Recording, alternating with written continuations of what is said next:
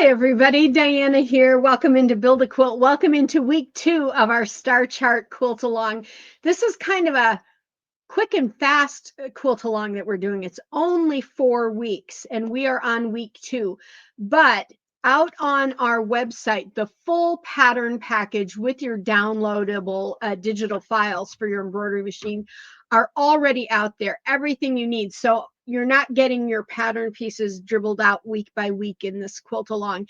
Everything in that pattern is out there. So if you don't have time right now, grab your pattern and then you can do the quilt along when you do have time, because these 4 videos will always be here. So last week was week 1 and we talked about the pattern and we talked about fabric and all those kinds of wonderful things. And if you're wanting to know, let me find my cover sheet. There it is. That is our quilt. It's called the Star Chart quilt. It's a 40 by 40. That's the other reason we're doing it in just 4 weeks, because it's only 40 by 40. It makes a great throw, a lap, a wall quilt, which is what I'll be using mine for. And you can do it in other colors if you don't like the blues. I've already shown you in the previous video the actual fabrics I've used. That information is also in here. Later in this video, though, I am going to show you some different mock-ups that I've done on paper for doing this in holiday colors, and I'll tell you why when we get there. Alrighty, so today I want to start out. Today I'm going to take you through the actual creation of the full block, because this is one block. You make it 4 times, you put it together, and you've got your quilt. Super simple, guys, seriously. And you come up with this really beautiful quilt. I just love it. I designed it, but so I should love it, right? Yeah, I love it. This is one of the ones that I've designed that I have liked the most. So anyway, but before we get to that point, I wanted to go over with you. I wanted to go over with you. There we go. How to cut your fabric, okay? Because I got. I have to apologize first, because sometimes I forget that we always have new people joining us here at Build a Quilt. There are so many of you out there that it's easy for me to think you guys have seen this from me before. You know what you're doing. So I apologize to all of our new viewers, especially those of you who are so interested and want to do this quilt, that I didn't share with you exactly how I cut my fabric. And I'm going to do that today so that you don't have any questions, or if you do after you've seen it, then of course contact me. That's cool, right? All right, so there's a couple of things I want to talk about. When you're getting ready to cut your fabric, you're going to need your star chart cut sheet for this quilt. All right, that's going to tell you what size you're going to cut your segment fabrics for using in the fabric creation, which is another chart on the next page. Okay, so you're going to need your creation or your cut sheet. The other thing that might be helpful for you to grab, I'm going to tell you about it here in a minute, but for future quilts or projects that you want to make on your own, or if you want to figure out your yardage and all for another project that you're putting together with Build a Quilt, this can help you. We have a free download out on our website, and I'll give you that download information later. It's called our Fabric Quantity Tip Sheet. Mine's in black and white. When you see it, it'll be in all pretty colors. But when I printed this out, my color printer was on the fritz. It was on the fritz almost all summer. So I've got to go back and reprint my own copy sometimes. But what it does, what the fabric tip sheet does, is it gives you a chart for 42 and 45-inch width fabric, and it gives you the size of the square or piece that you're going to cut. And then it tells you how many you're going to get out of a yard of fabric here. So if I need to cut, in this pattern, it's telling us to cut a lot of 7 by 7 squares. In this sheet, if I had a 45-inch fabric, And from 1 yard, I would get 33 7 by 7 inch squares. It tells me right there. Okay. So then I've really been working with what is the best fabric size to use with Build a Quilt. And I found that by working with fat quarters, you can really easily and quickly calculate how much yardage you need, and it's easier to cut. You're not dealing with big pieces of yardage that you either have to do a lot of sub cutting on your own. You might have to ask your retailer to cut it for you, and you might not have a big enough space. Now, I have a space here. Actually, my blue mat hangs over my cutting board. My cutting board is 32 by 32 square. This mat is 36 inches. So, I mean, the ends, I don't often need to use them, but I'm not going to cut this mat down just in case. And when I take it places when I'm teaching and stuff, I need it, to have the full mat. But if you have a small space, so this isn't a huge space. I used to have a much bigger cutting table that my husband made me, but it took up so much room here in the studio that I had to pare it down. I had to just make that decision to pare that down. So I did, and this is what I came up with. And so what I do, what I've told you all now for some time, is working with fat quarters is going to be much easier. And in our updated tip sheet, we have a fat quarter chart. So if I want to make 7 by 7 squares, which is what, I'm going to go by what my cut sheet says, I know I'll get 6 of them from one fat quarter. So this is how I do my fabric.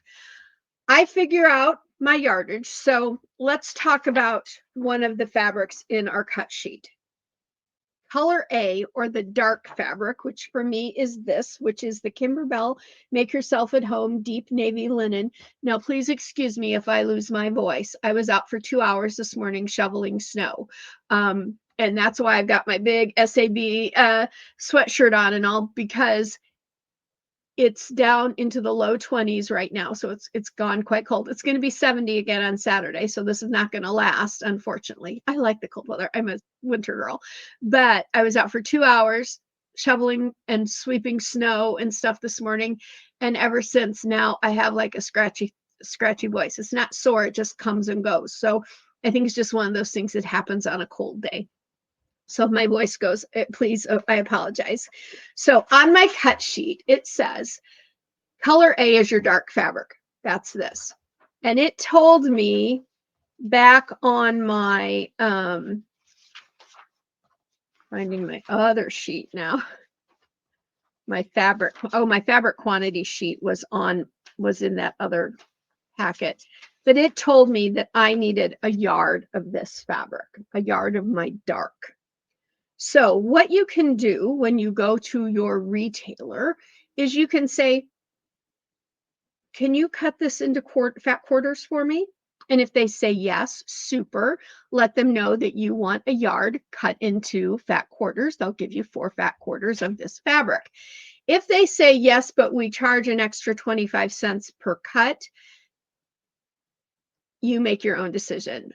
I've never run into that. I've had one person tell me that that's what that shop did. And I thought that was a little uncharitable by the shop. That's why I'm not naming names. But so in other words, no, they don't like to cut fabric into fat quarters for you, but they will, but they're going to give you a big upcharge. I'm not judging. I thought it was a little uncharitable, but shops have to do what shops have to do. And I'm not going to judge them in very much for that. Okay. Obviously, I thought it was uncharitable, but I'm still not judging them seriously. So if they won't cut for you, get your yard and bring it home and cut it into your fat quarters. You've already got the lines there. The way that fabric is folded, you've got a line halfway through, cut it. And then you've got a fold line going this way through your 2 halves, cut along those lines, and you've got 4 fat quarters. Super easy to do. Okay. So that's what I have here. I have my 4 fat quarters. On my cut sheet for the dark fabric, it tells me that I need to cut 20 7 by 7 inch squares. Then I need to take 8 of those squares and cut them on the diagonal. So in Build a Quilt, most of your segment pieces start out as a square. If it's, say, a half square triangle or a flying geese unit or a diamond in a square, anything like that with multiple components, then a lot of times it will say, and cut so many on the diagonal. That gives you those half or quarter pieces that you need to make that particular segment. So this says cut 27 by 7 squares, and then take 8 of them and cut them on the diagonal. Okay, so I know what I need to do with that. I know from my tip sheet, I'm going to get 6 7 by 7 squares out of my fat quarter. So I'm going to take my fat quarter and I'm going to, I like to leave it folded over on. Now, before someone asks, I better remark on this.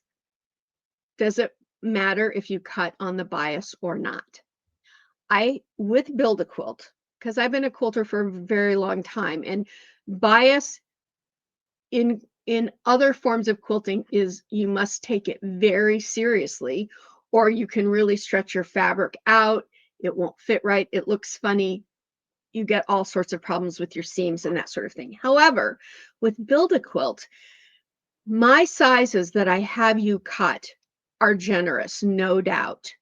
We, with these 7 by 7 squares, are truly only making 5 by 5 squares finished. So we've got a total of 2 inches, which gives us about 1 1/4 inches all the way around. 1/4 inch of that's going to end up getting cut and become part of our seam. But we have enough space there that when you're flipping your piece, and in last week's video, which we visited at, right? So yeah, our visit last week, you had the demonstrations for creating the segment pieces. When you flip and stitch your fabric down on your half square triangle and your flying geese unit, well, we're only doing half square triangles and squares, so you're not going to have to worry about the others. But on your half square triangles, and when you flip and sew it down, because I give you a generous cut of fabric for those pieces, you should never have to pull it. You should just roll it with your fingers, flip it, give it a little finger press, and let it stitch itself down. So I never worry whether I'm cutting on the diagonal or not, because I've never had my fabric get pulled out of shape because of having to tug the fabric. Okay, so whether you cut on the diagonal or not should not truly matter with Build a Quilt, or not matter as much. Like with anything, you don't want to stress test your idea, right? You don't want to sit there and go, oh, what if I did this? Yeah, it would come out of shape. But because you're rolling, finger pressing along that seam line, maybe taping your edge or just holding your edge, you're not going to have a problem there. So I like to fold mine like this. My salvages are here. My fold is in the center. And part of that is because I like using this 6 by 12 ruler for cutting my fabric down into my squares, because it's got the marks. I can just lay it down, cut, and I'm good. If you have a 6 by 24, feel free to use it if you feel more comfortable. If you're going to do that, then don't fold your fabric. I know a lot of people feel like they get those little chinks in their fabric along the cut. I don't get that. But here's the other thing. I don't ever really pre-press my fabric unless it's just wrinkled crazy. Like it's something that's been in the stash for a long time. You guys know, you're like, where did this fabric came from? I've never seen this fabric in my life. Yes, you have. It's just been in your stash for 5 years. I get you. I've been there too. But in that case, I would do a pre-press. But I don't press my fabric until after I've cut my segment pieces. And that's what we're doing now in this video, is we're going to cut our segment pieces. So I'm going to flip my camera over to my overhead so that you can see. Now, I'm a lefty, so if it looks odd to you, I apologize, but I've had to watch righties cut for my whole life. Now I'm a lefty. So what I do is I make sure that one of my edges is right on one of the marks on my mat. I've got my ruler, and the reason I like this one is because it's a really good non-skid and it's got really clear markings. It's by Quilters Select. I'm not supporting this or telling you to go get it. This is just the ruler I've used for years now, and it's the only rulers I use are the Quilters Select. I'm not saying there's not other good ones out there, and if you have a brand that you love, go for it, because I kind of think that rulers and your cutters, things like that, are a little bit your own preference. You know what you like, you know what feels good in your hand, you know what you like in regard to how you see things through a ruler and all. So I say, if you're new to quilting, to patchwork, look at a few, maybe see if like a store will let you sample a few and see what you think about them, because honestly, I think it's personal preference more than anything. Alrighty, so this is a 6-inch wide ruler, but I need to cut segments that are 7 inches wide. Well, how's that going to work? Well, because I have this lined up, now this fabric has a little bit of fraying here. I don't really need to worry about that at this stage, but I'll go ahead and trim those couple little frays off because they're pretty long ones. So we'll take those off. New blade, sharp cut, much less fraying. Okay, so if you haven't changed your blade recently, now's the time. Okay, all right, so I'm set up here. My grid, of course, is 1-inch squares. So I'm going to lay this 6-inch ruler not here at the edge, but here on the 1-inch mark. So from this edge here over to the edge of the fabric is 7 inches. When I cut this, I'll have a 7-inch strip. And that's what I'm going to do right now. So I have that and I just slide it over. And then I do it again. This, I'm going to come in 1 inch, lay my ruler down, and cut. This is my leftover fabric. Yes, you're going to have a little bit of leftover. Is there a problem with that? No, this is the kind of stuff you can save for to cut this down. So this is 1, 2, 3, 4, 4.5 about inches. So I can cut this down into 4-inch pre-cut squares, put it in my pre-cut fabric drawer. Whenever I need a 4-inch to make 2-inch squares, I'll have this. And that's how I work with all of my fabric. When I'm done with my quilt, I cut it all down and I put it into my pre-cut drawer so that I have it available quick and easy if I want to start doing blocks. Okay, so now I have these 2 strips and I'm going to unfold them.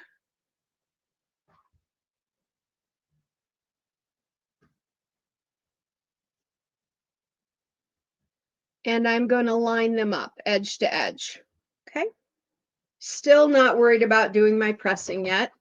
I'm going to take my scrap piece and I'm just going to lay it to the side for later when I fix those up. I'm going to lay this new edge right on that line again. Come in 1, cut. Come in 1 from here.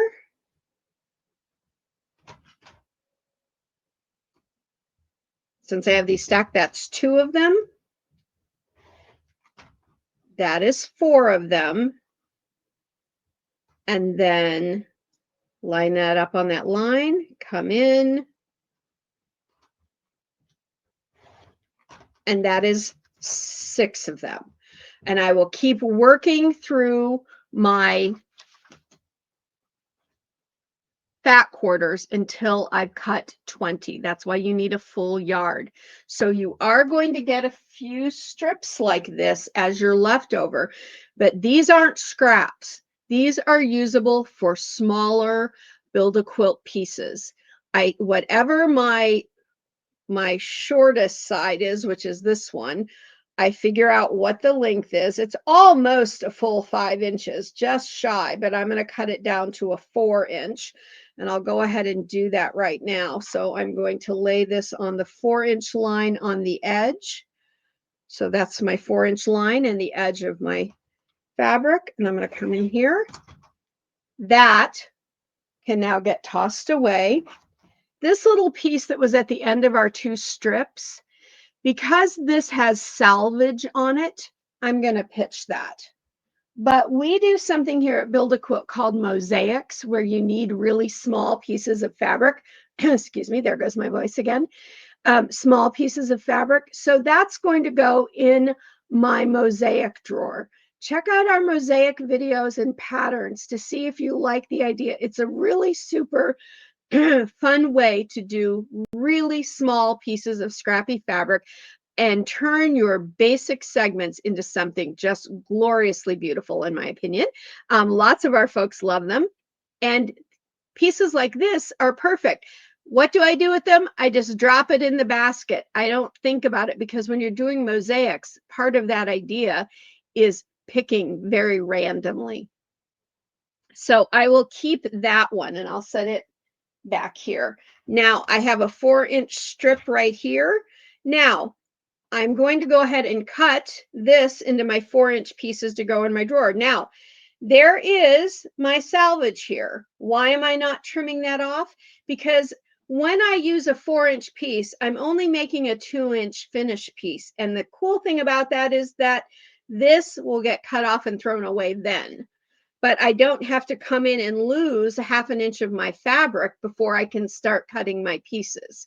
So Build a Quilt is also a way to be really effective with using every little bit of your fabric that is possible. So I'm cutting this down into 4-inch squares.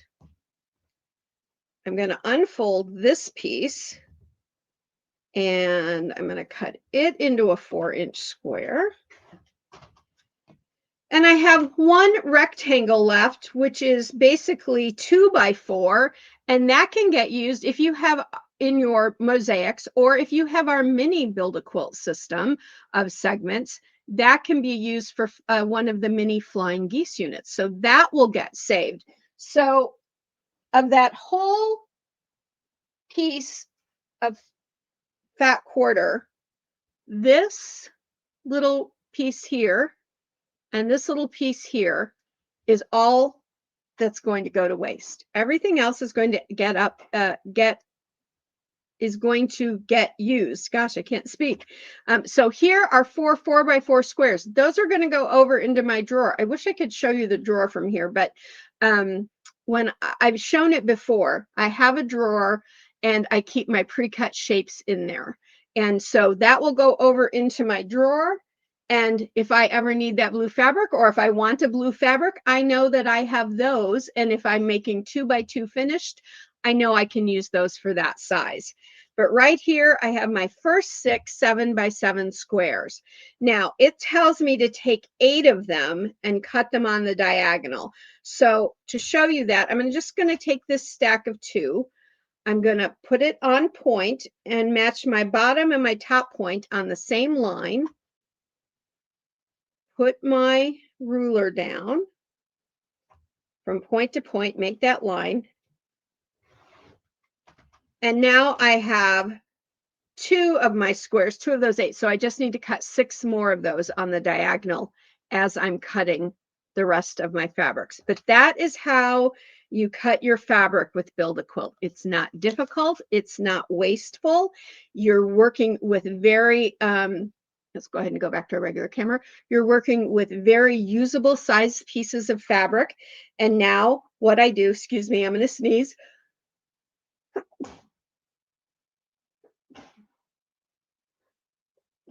Oh, I am so sorry. Excuse me. I am so sorry. Winter weather. So now what I do is I place my fabrics in piles so that when I switch over to my block creation sheet, I know what I need and I know what to pick up. Okay. All right. So the next thing I'm going to show you is a couple of drawings, not drawings, mock-ups that I've done on paper of this quilt done in holiday colors. And then we'll be back to show you how to put together this first full block.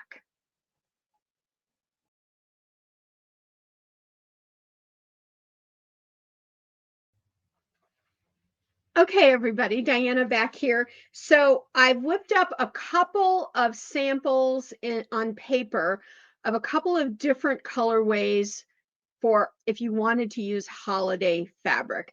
Yes, I have sun coming in and it's messing with my shot. Sorry about that. So I'm going to flip the camera over so that you can see them. Let's take a look at them. We can talk about the colors. Now, oops, that's not the right. There we go. Now remember, any holiday fabrics, these are just solid colors. So it's just an idea because you could certainly do these with any holiday fabrics at all. But this one is kind of the general red, green, cream, gold idea.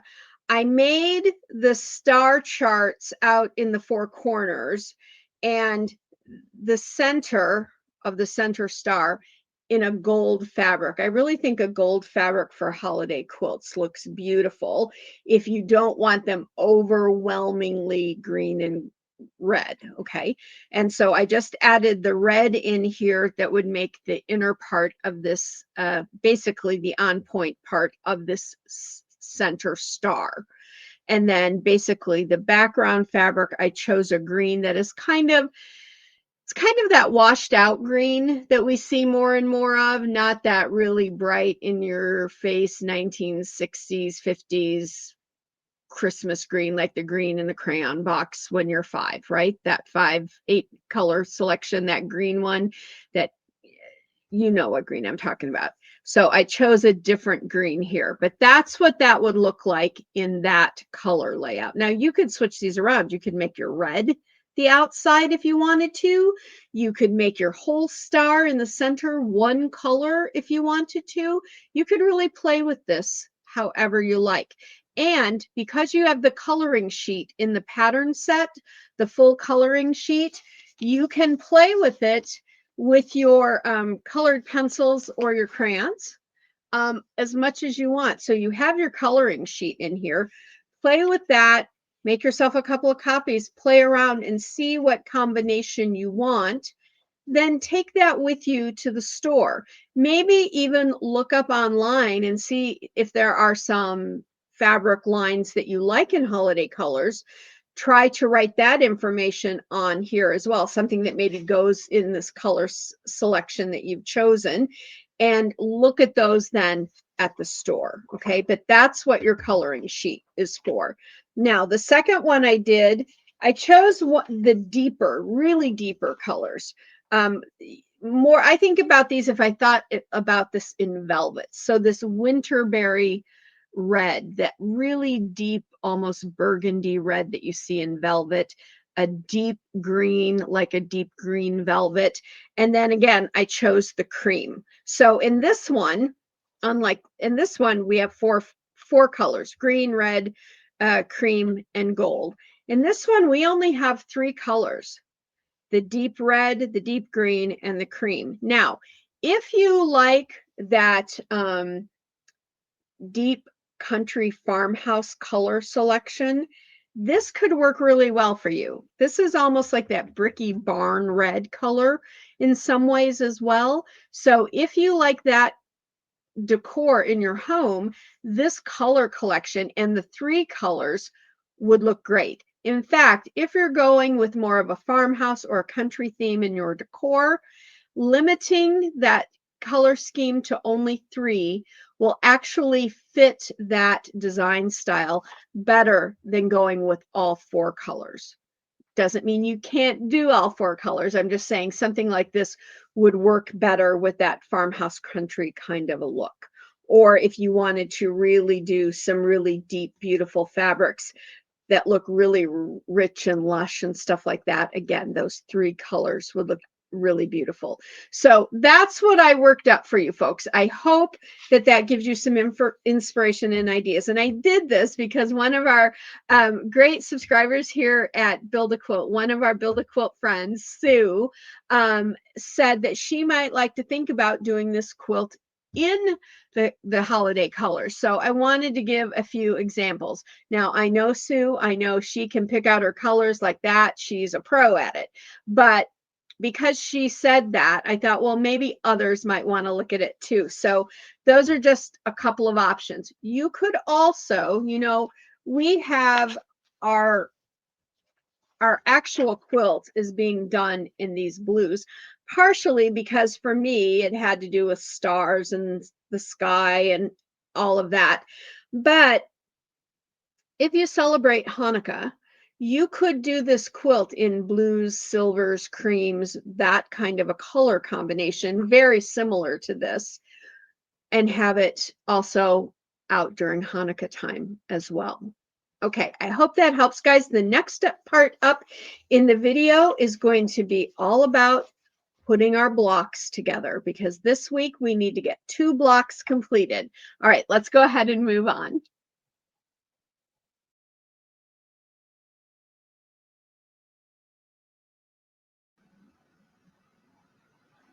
Okay, everybody, so now we're back, and I'm going to show you how you cut your segments out of your stabilizer once you've had them stitched. And then I'm going to show you, you can see kind of the layout going on here. I'm going to do an overhead so you can see it.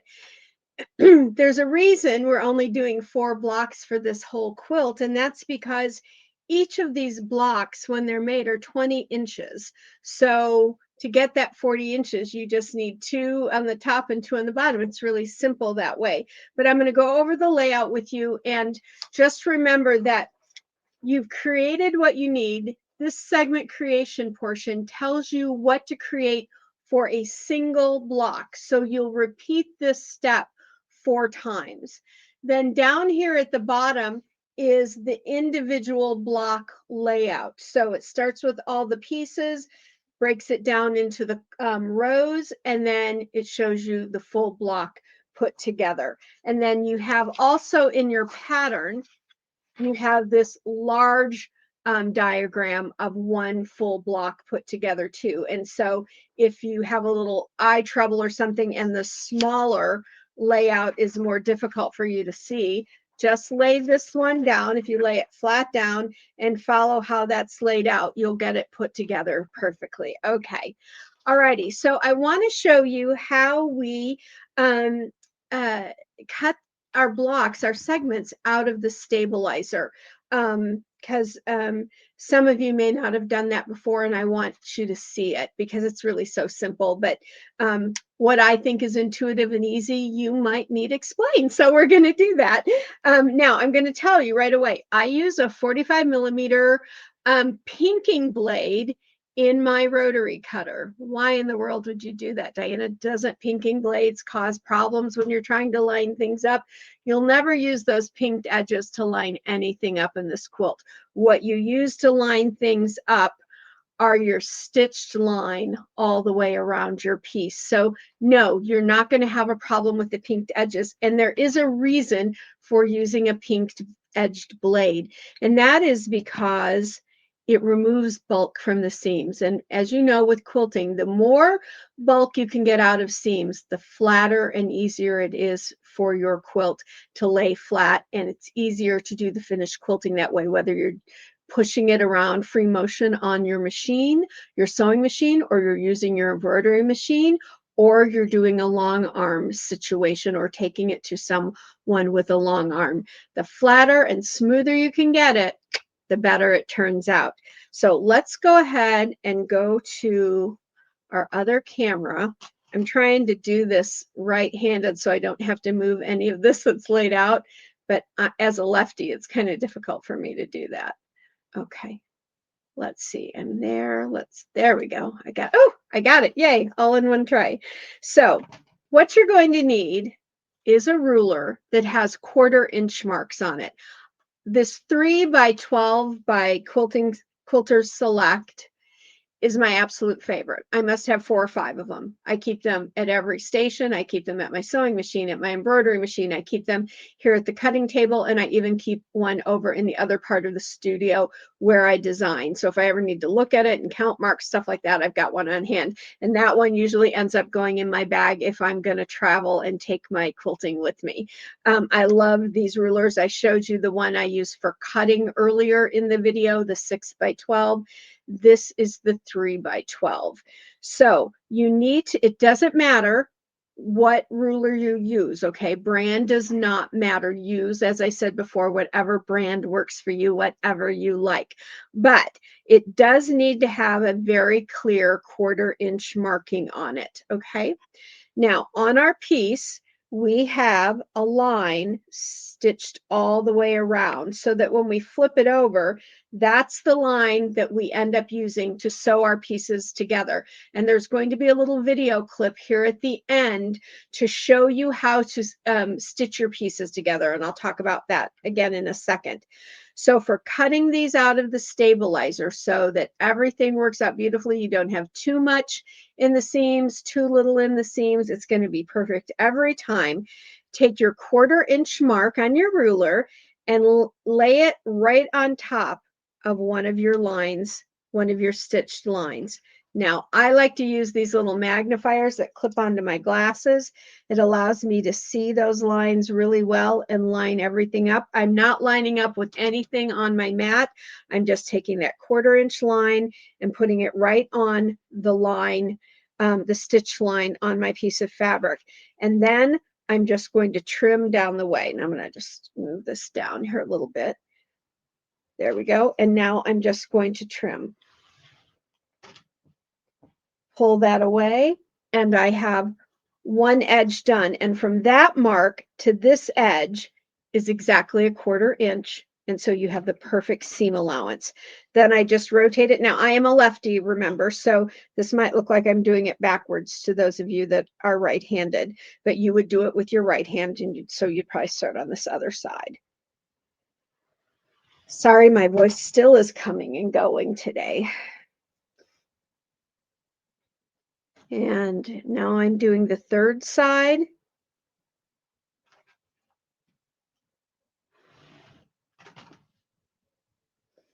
Rotating it one more time and doing the 4th side.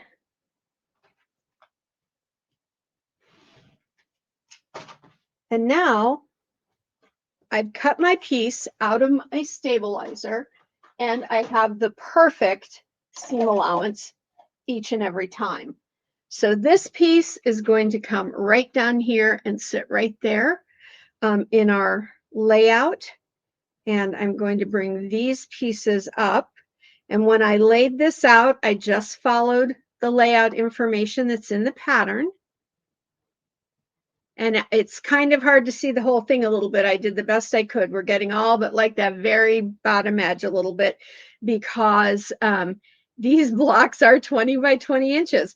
But that, and you can see now, we have our star points to here, to here, to here, and to here. And that is our layout. It should look exactly like this looks, like the diagram looks. And so then what we're going to do, the next part of the layout instruction, after you've laid everything out, is to sew things together in rows. So those 4 get sewn together into a row, those 4, and these 4. Once the 4 rows have been sewn together, then sew the top 2 rows together and the bottom 2 rows together. And then bring each, I think I've dropped a piece off the floor. Hang on. There we go. It's back. And then put the top and the bottom rows together and your block is complete and press. Now, with pressing, normally with these blocks, and this is true here as well, every time you sew together, you are going to open your seam and press open. I know a lot of us who have quilted with other techniques and for years are so used to rolling it over to the dark side and pressing it that way. And there were and are lots of good reasons for that. And I was definitely a press to the dark side kind of quilter. In fact, let's come back to our regular camera here. There we go. I was definitely that kind of quilter myself. I roll to the dark side and press. It's what my grandma taught me. It's what I always did. And there were reasons. Hand stitching, you could get a lot of stuff coming up through your seams, a lot of your batting and things, because battings weren't always great 50 some years ago. And so they could easily start peeling out through your seams. Your seams could be weaker because they were hand stitched if you open them. However, with these segments, when you're creating them, you're actually using a very small stitch length. It's a 1.8, it's actually a 2.0 stitch length when you're creating these. So when you're doing that, you've got nice tight stitches, your blocks won't come apart, right?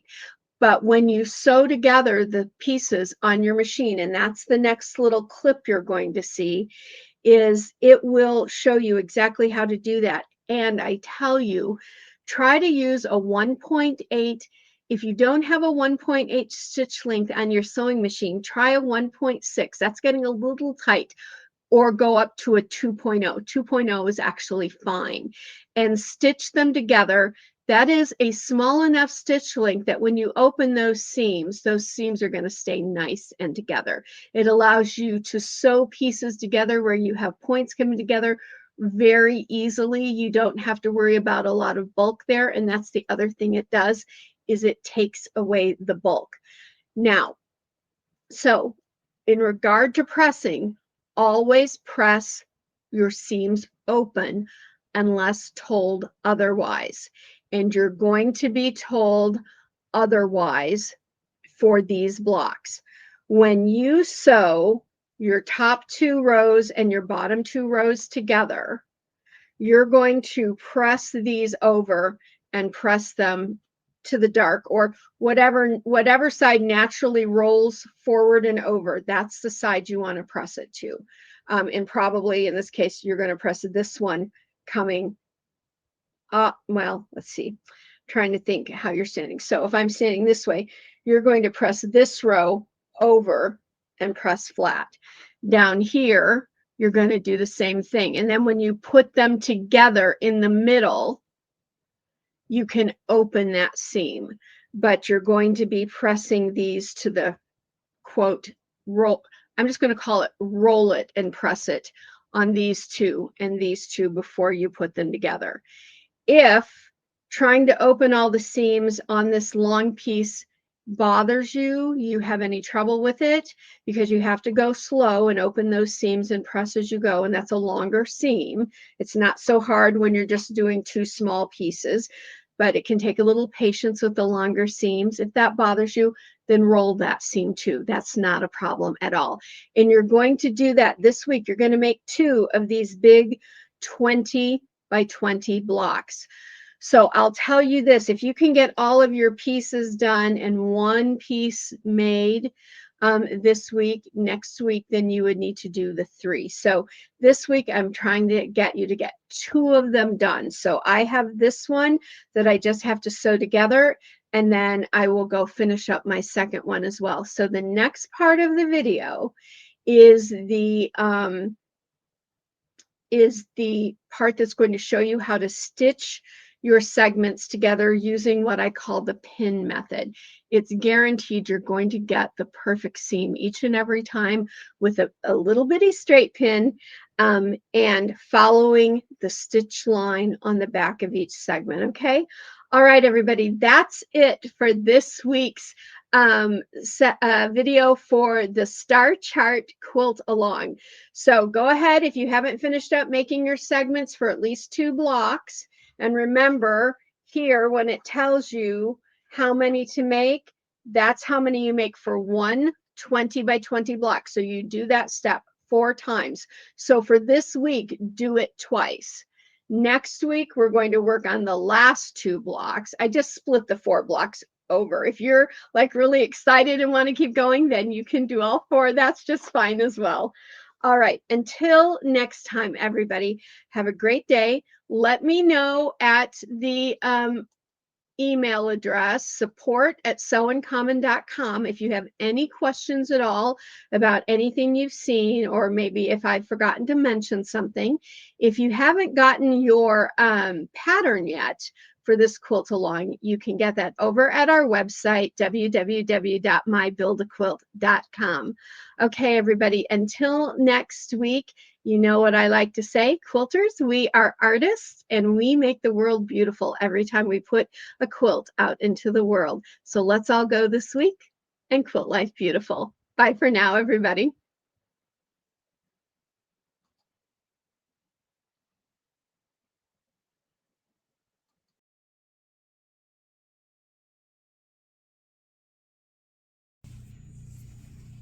Hi everybody, so this is Diana and I'm here at my sewing machine to show you how to sew your pieces together without getting that stitch line to show. Now you can see here I just have 2 little half square triangles. I've used the pin method up here at the point to make sure they're lined up, and I just have 1 clip here. Now what I do first is when I put this in my machine, I get my needle right to where the line would be, right on that stitch line, okay? Then I come over to my machine's tools and I take my width down by 1, and that's all. Now I'm going to put it back up, and I'm going to take you back over to here and let you see that. Okay, so watch the needle, how that moves. I'm going to move it now. See how it just moved 1 place to the inside, or I guess as you're looking at it, it would be to the left. That would be to the inside. Now I'm going to place my needle down, and I can go ahead and remove my clip because this is a small piece, and I can sew right down. And I have my stitch length at 1.8, and you can see now that I've already done a few stitches, it is still right 1 click in. It's not directly on top of it, and so I should, when I'm done, be able to finish and not have that black line sewn, and you just follow it all the way down.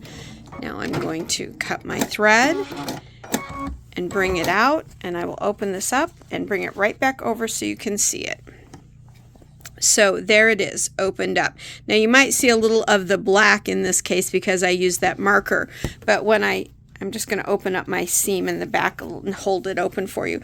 But you can see when I hold it open, that's just a little piece of thread that I can pull out of there. That's there. That's gone. And now you don't see it at all. You don't see any of the black thread, which I used for demonstration purposes, but you don't see any of my original embroidery thread from making the patchwork itself. And that is just by moving that needle 1 space and 1 space only. And again, I always stitch these with a 1.8 or a 2.0 stitch length so that it really holds these together when you go and open them up. And when I open it up here, you can see the line all the way down on both sides, and that's what you should be able to do. So I hope that you found that helpful. That was a great question. Thank you so much for asking that. And now we'll move on with the rest of the Q&A for today.